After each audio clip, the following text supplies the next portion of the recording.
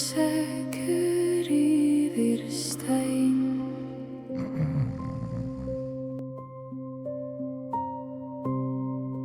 Vindur sefri furu.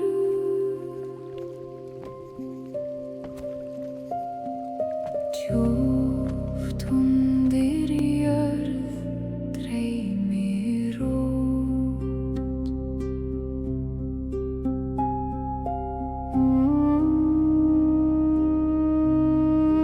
Ana ljós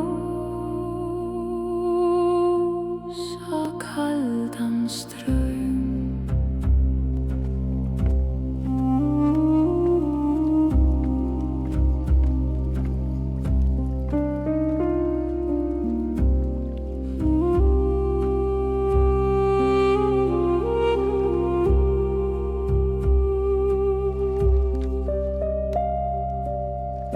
Nótt andar hægt. Un matin doré se leva sur le manoir de Lucie. Le ciel semblait peint d'une lumière douce. Et Clara, la fille qu'elle élevait, savait que ce jour serait différent. Depuis toujours, Lucie l'avait guidée avec patience et fermeté. Et maintenant venait l'épreuve qui allait tester tout cela. Dans la forêt, un ours brun surgit dans un rugissement qui fit trembler les arbres. Clara décocha une flèche qui se planta dans l'épaule de la bête. L'ours chargea. Elle esquiva, tira encore, mais l'animal avançait toujours. Alors, elle dégaina ses couteaux. Le combat fut rude, mais elle ne faiblit pas. Finalement, la bête tomba. Lucie lui adressa un sourire fier. Bien, mais ne baisse jamais ta garde. Plus loin, Clara visa un cerf d'un seul trait, puis atteignit un bouc sauvage perché sur une falaise lointaine.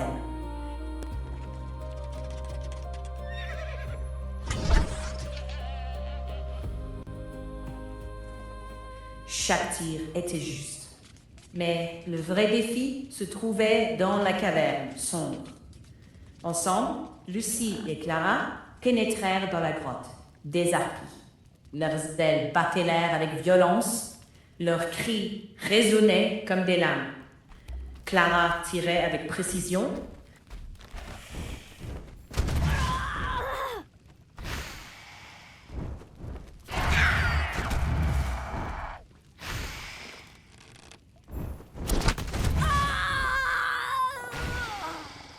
Lorsque l'ennemi approchait trop, elle brandissait ses couteaux.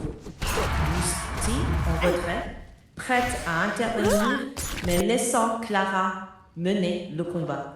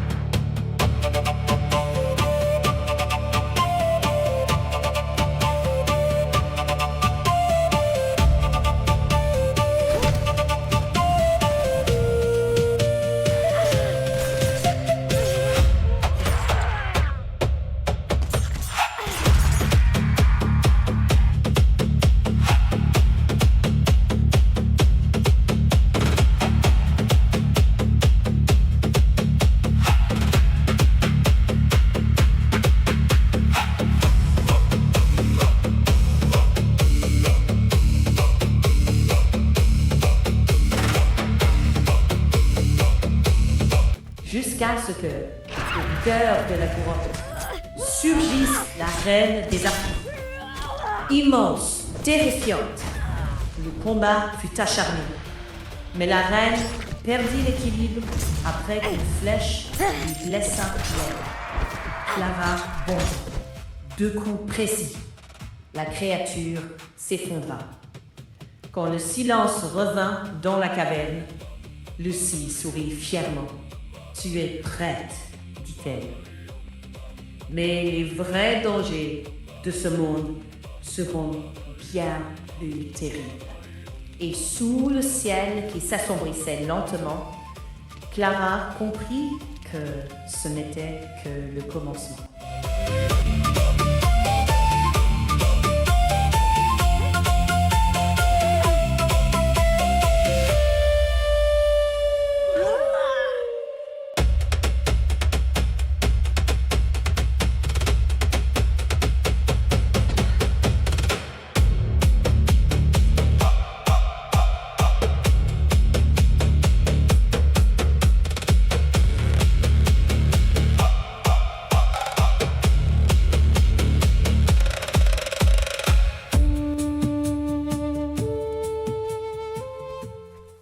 Le lendemain matin, un épais manteau de neige recouvrait le domaine de Lucie.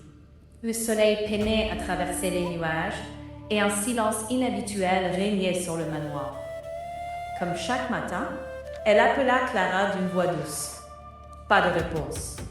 Intriguée, elle monta et ouvrit la porte de sa chambre. Le lit était vide. Sans perdre une seconde, elle fouilla le château de fond en comble. Clara avait disparu.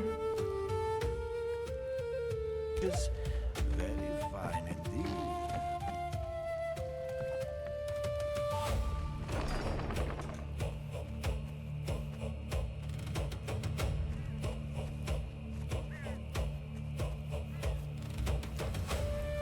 Sans attendre, ils fouillèrent les écuries, les jardins, les remparts et les environs du domaine.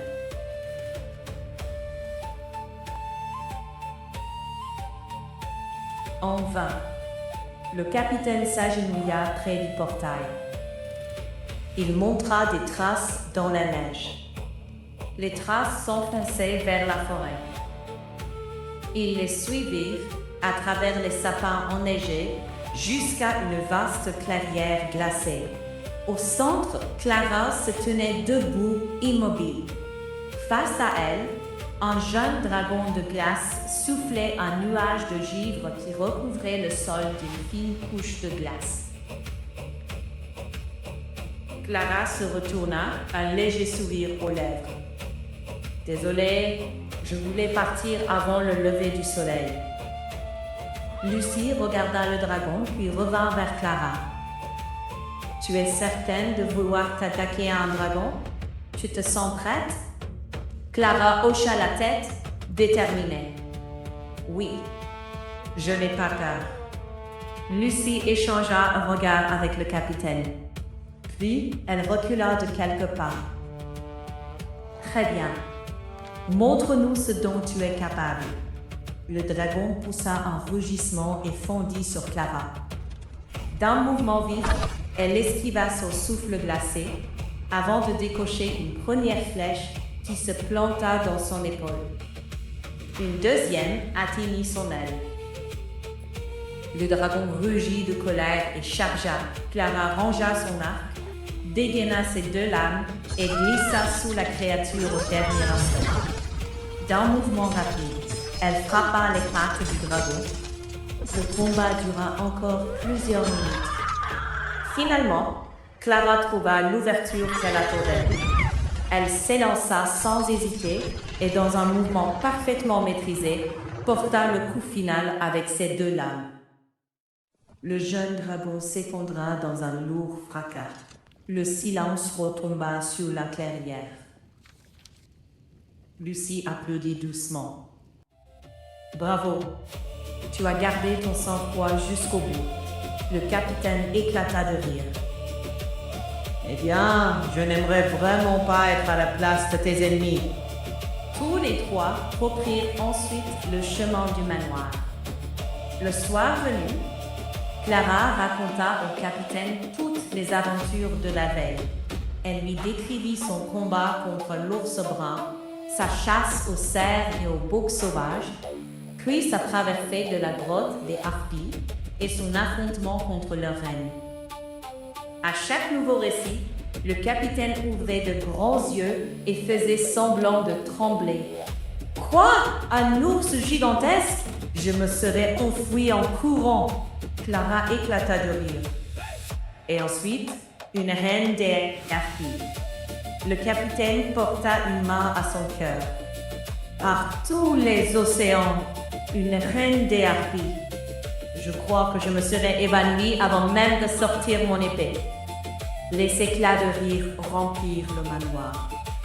Même Lucie ne put retenir un sourire en voyant le capitaine jouer la comédie pour faire rire Clara. Pendant quelques instants, le domaine retrouva une atmosphère chaleureuse. Mais au fond d'elle-même, Lucie le savait. Ces épreuves n'étaient qu'un début. Le destin réservait encore à Clara des aventures bien plus dangereuses.